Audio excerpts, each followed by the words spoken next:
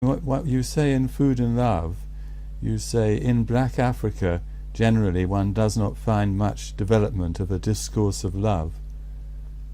Yes, because I was very impressed with the fact that discourse of love arose very often in poetry or in letter writing. Letter writing to somebody at a distance. That says, you not normally go up to your wife and say, I love you. But if you went away for a month or two, you wrote this in a letter. And I thought the elaboration of discourse in writing.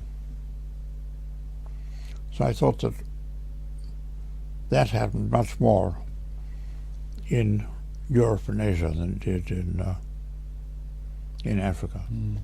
That you got the elaboration of a discourse of love, a discourse in the sense of writing it down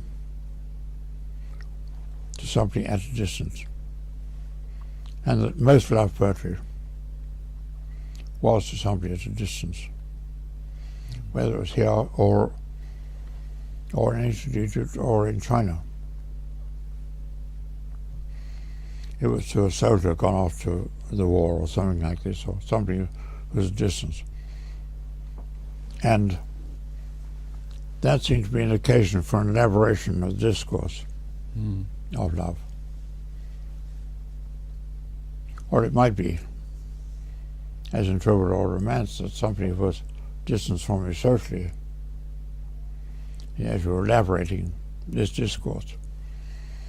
And that it seemed to me that in Africa, in a purely oral context, that there was less occasion for this kind of elaboration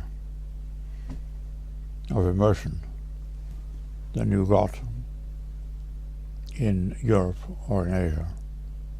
How would they express emotion then? Well, they would certainly express it verbally, but one has to remember that all the verbal contact is face to face, never anything else. So you say it to somebody in Shafu, I want you, or something like that. Or will you be my lover, or something like this. But it's very much a face-to-face contact. It's not the impersonal contact that comes through letter writing in that way. So that if you move away to another town, there's nothing you can say to your wife that you left behind. You can't elaborate a discourse to her in any sense in that way. You just has to remain dormant or internalize, if you like. I mean, I'm not saying that one is stronger than another. Well, I think you should talk yourself into certain things. But you haven't got any way of communicating that love at a distance, at a social distance, or you can only do it in face-to-face situations.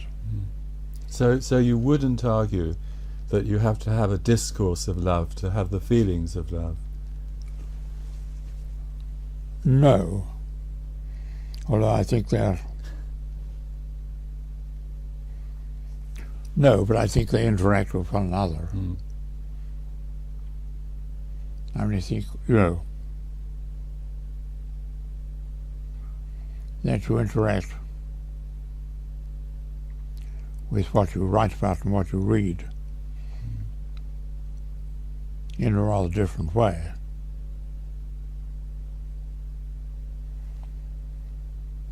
But Not that you don't feel love. I mean, you may well feel love. You certainly don't elaborate in the same kind of way.